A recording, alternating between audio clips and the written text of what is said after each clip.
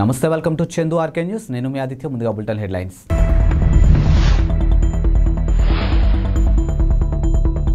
లలిత్ పార్లమెంట్లో అరాచకం సృష్టించాలనుకున్నాడు, కోర్టుకు తెలిపిన పోలీసులు.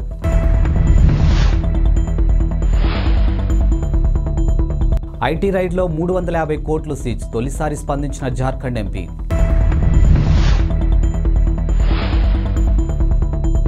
పోలీసులు ఆశ్రయించిన నటి ప్రాణహాని ఉందంటూ ఫిర్యాదు. పార్లమెంటు భద్రతా ఉల్లంఘన ఘటనలో దర్యాప్తు వివరాలు ఢిల్లీ పోలీసులు పాటియాలా హౌస్ కోర్టుకు సమర్పించారు. తమ డిమాండ్లు నెరవేర్చుకునేందుకు ప్రధాన సూత్రధారి లలిత్ సహా నిందితులను ప్రభుత్వంపై ఒత్తిడి తేవాలనుకున్నారని, లోక్సభలో అరాచకం సృష్టించాలని భావించారని ఢిల్లీ పోలీసులు కోర్టుకు తెలిపారు. ఈ మేరకు రిపోర్టును శుక్రవారం సమర్పించారు. ఇక పార్లమెంటు భద్రతా ఉల్లంఘనకు ప్లాన్ చేసేందుకు ఈ కేసులో ఇతర నిందితులు తాను చాలాసార్లు కలిశామని అంగీకరించినట్లు రిపోర్టులోనూ పేర్కొన్నారు. బీహార్కు చెందినటువంటి లలిత్ ప్రస్తుతం కోల్కతాలో ఉపాధ్యాయుడిగా పనిచేస్తున్నాడని ప్రస్తావించారు. కాగా కోర్టు అనుమతి తీసుకుని పార్లమెంటు భద్రతా ఉల్లంఘన ఘటన సీన్ రిక్వెస్ట్ స్ట్రక్చర్ చేయాలని పోలీసులు భావిస్తూ ఉన్నారు. ఈ మేరకు కోర్టు అనుమతి తీసుకున్నట్లు ఓ అధికారి చెప్పారు. ఇప్పటికే లలిత్ను 7 రోజుల పాటు పోలీసుల కస్టడీ కోర్టు అనుమతించింది. ఇక దీంతో మరిన్ని వివరాలు రాబట్టాలని భావిస్తూ ఉన్నారు. శత్రు దేశాలు లేదా ఉగ్రవాద సంస్థలతో ఏమైనా సంబంధాలు ఉన్నాయా అనే కోణంలో లలిత్ను పోలీసులు విచారిస్తూ ఉన్నారు. ఘటన అనంతరం ఏ విధంగా పారిపోయాడో తెలుసుకునేందుకు అతన్ని రాజస్థాన్ తీసుకెళ్తున్నట్టు ఓ అధికారి చెప్పారు.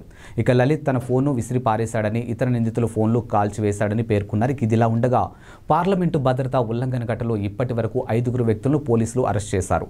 ఇక సాగర్ శర్మ, మనోరంజన్లు లోక్సభ ఛాంబర్ లోపల అరెస్టు నీలం దేవి షిండేలను పార్లమెంటు భవనం వెలుపల అదుపులోకి తీసుకున్న విషయం తెలిసిందే.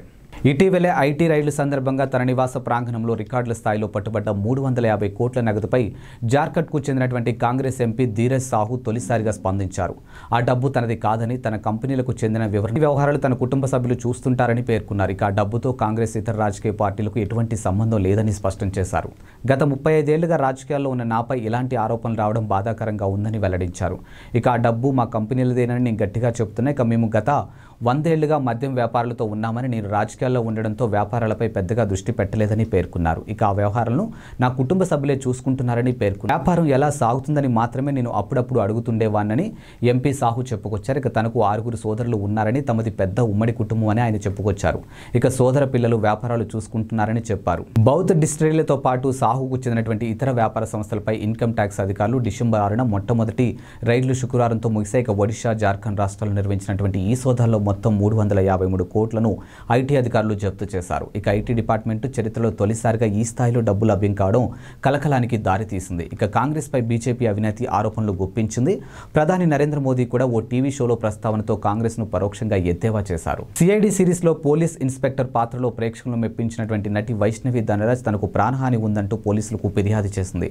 తన కుటుంబ సభ్యులు తనపై శారీరక హింసకు పాల్పడుతున్నారని ఆరోపించింది. ఈ మేరకు ఎక్స్ లో ఓ వీడియో కూడా పోస్ట్ చేసింది. నాకు సాయం కావాలి, నేను కాశీమీరా పోలీస్ స్టేషన్లో ఉన్నాను, నా కుటుంబమే నాపై వేధింపులకు పాల్పడింది, నా పట్ల దారుణంగా వ్యవహరించారు, న్యూస్ ఛానల్స్తో పాటు సినీ ఇండస్ట్రీ వారు సాయం చేయండి అని ఓ వీడియో పోస్ట్ చేసింది. ఇక వీడియోలో తన నోరు, కుడి చెయ్యి మణికట్టుపై ఉన్నటువంటి గాయాలు కూడా ఆమె చూపించింది. వైష్ణవి తన కుటుంబ సభ్యులపైనే నాన్ కాగ్నిజబుల్ ఫిర్యాదు చేసినట్టు పోలీసులు తెలిపారు. ఇక వైష్ణవి 2016లో నటుడు నితిన్ షరావత్ను పెళ్లి చేసుకుని ఆ తర్వాత కొన్ని రోజులకే విడాకులు తీసుకుంది. ఇక ప్రస్తుతం ఆమె తన తల్లిదండ్రులతో కలిసి ఉంటుంది. వచ్చే ఏడాది జరగనున్న T20 ప్రపంచ కప్లో ఆడబోయే భారత జట్టులో సీనియర్లకు చోటు దక్కుతుందా లేదా అనే ఆసక్తికర చర్చ జరుగుతున్న వేళ టీమిండియా మాజీ స్పిన్నర్ హర్భజన్ ఆసక్తికర వ్యాఖ్యలు చేశారు. ఇక T20 వరల్డ్ కప్లో విరాట్, రోహిత్ ఇద్దరు ఉండాలని తాను భావిస్తున్నానని, యువ ఆటగాళ్లతో పాటు సీనియర్ ఆటగాళ్లు కూడా జట్టులో ఉంటేనే జట్టు కూడా బాగుంటుందని పేర్కొన్నారు. ఇక విరాట్, రోహిత్లకు ఆడగలిగే సత్తా ఉందని, అందుకే వారిద్దరూ ఆడాలని సూచించాడు.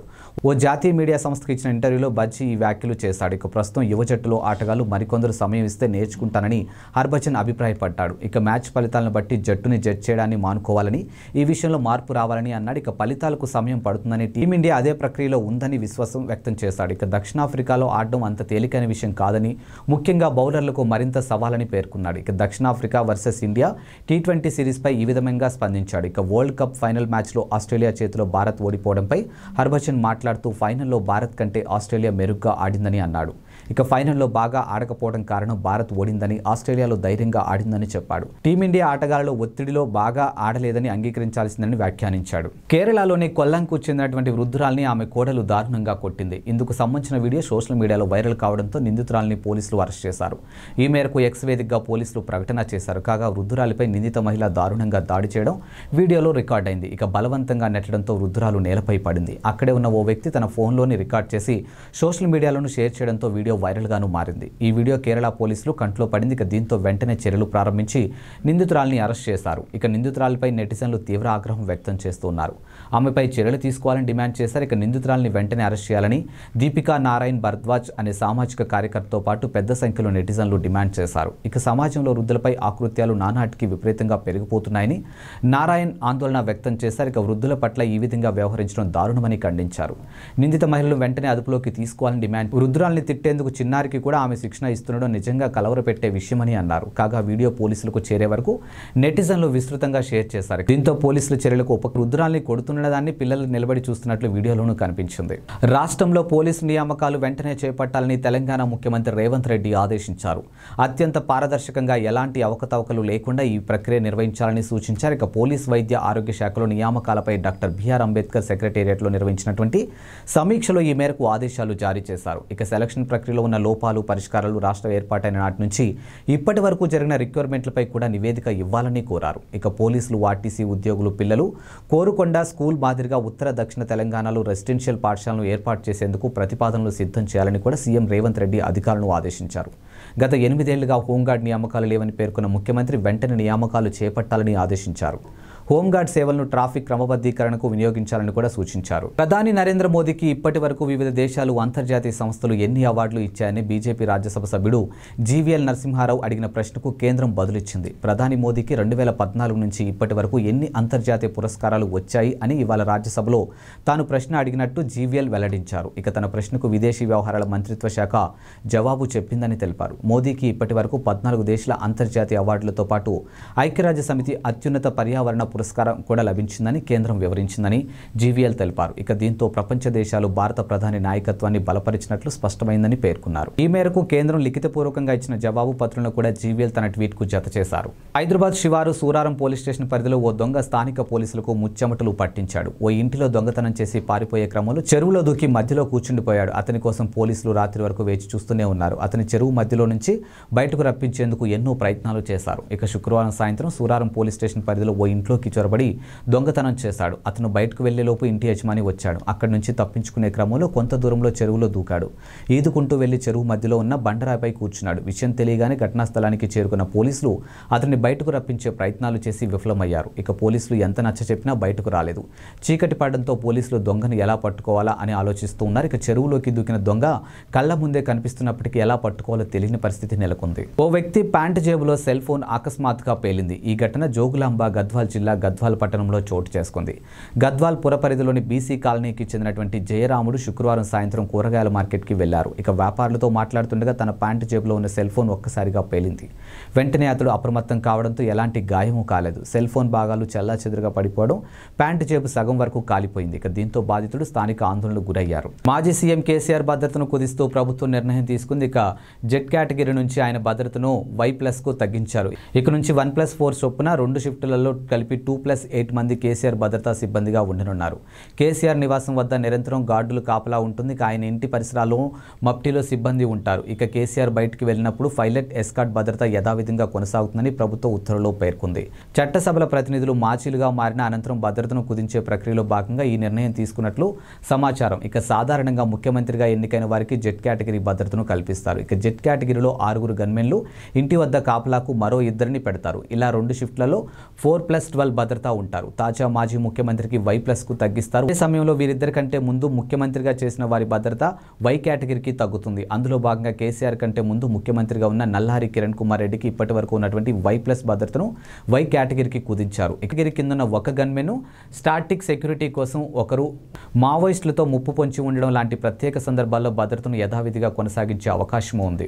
జనసేన పార్టీ నేత కొనితెల నాగబాబు వివాదంలోనూ చిక్కుకున్నారు. ఇక తెలంగాణలో ఓటు ఉన్న ఆయన ఏపీలో కూడా ఓటు కోసం దరఖాస్తు చేసుకున్నారంటూ వైఎస్ఆర్సీపీ ఆరోపిస్తుంది.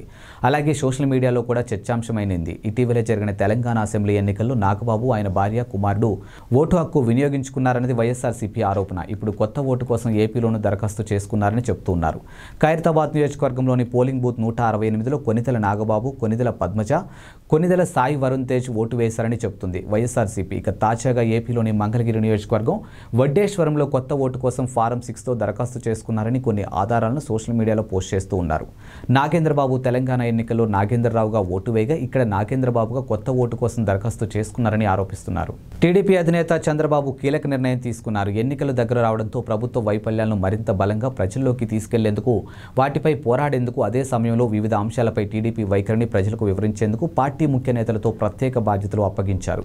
అత్యంత కీలకమైన 18 అంశాలను ఎంపిక చేసి వాటి పర్యవేక్షణ బాధ్యతను సీనియర్ నేతలకు అప్పగించారు.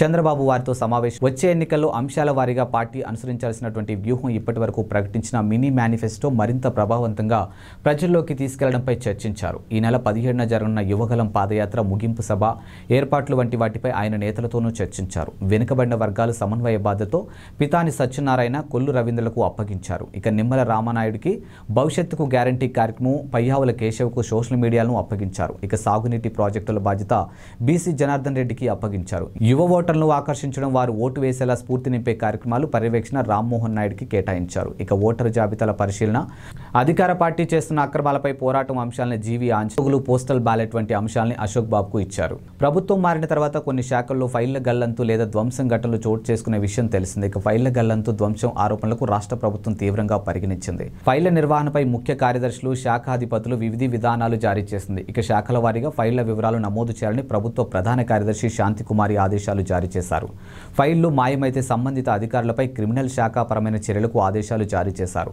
ఫైళ్ల నిర్వహణపై ఈ నెల 18వ తేదీలోపు నివేదిక ఇవ్వాలని సీఎస్ ఆదేశాలు జారీ చేశారు. వైసీపీ ఎమ్మెల్యే, మాజీ మంత్రి పేర్నాని జనసేనాని పవన్ కళ్యాణ్పై తీవ్ర స్థాయిలోనూ ధ్వజమెత్తారు. కళ్యాణ్కు రాష్ట్ర ప్రజలపై ప్రేమ లేదని, చంద్రబాబు మనుగడ కోసమే పవన్ కళ్యాణ్ పనిచేస్తున్నాడని అన్నారు. ఇక పవన్ తన పార్టీని చంద్రబాబుకు లాంగ్ లీజ్కు ఇచ్చేశాడని వ్యంగ్యంగా ప్రదర్శించారు. ఇక తాను 4 ఏళ్ల కిందటే చెప్పానని, పవన్ కళ్యాణ్ స్థాపించింది రాజకీయ పార్టీ కాదని, ఒక టెంట్ హౌస్ పార్టీ అని విమర్శించారు. ఇక మన్నెలలో పండుగలు, పబ్బాలు, వేడుకలు చేసుకునేందుకు షామియానాలు, కుర్చీలు అద్దెకు తెచ్చుకుంటామని, అలాగే పవన్ కళ్యాణ్ కూడా తన పార్టీని అద్దెకి ఇస్తున్నాడని ఎద్దేవా చేశారు. పవన్ కళ్యాణ్, ఆయన కుటుంబ సభ్యులు తెలంగాణలోనే ఓటేస్తారని, రాజకీయాల్లో మాత్రం ఏపీలో చేస్తుంటారని పేర్నాని వ్యాఖ్యానించారు. కానీ తాను జగన్ మాత్రం చనిపోయిన ఏపీలోనే తమ శవాలను పూడ్చిన ఏపీలోనే పేర్నాని భావోద్వేగంతో పేర్కొన్నారు. కరీంనగర్లో ఈ తెల్లవారుజామున జరిగిన ఘోర రోడ్డు ప్రమాదంలో 2 మృతి చెందగా మరొకరి పరిస్థితి విషమంగా ఉంది. ఇక కరీంనగర్ వైపు నుంచి వెళ్తున్నటువంటి కారును శంకరపట్నం మండలం తాడికల్ వద్ద ఎదురుగా వచ్చిన లారీ బలంగా ఢీకొట్టింది. ఈ ఘటనలో కారులో ఉన్న 2 అక్కడికక్కడే మృతి చెందారు.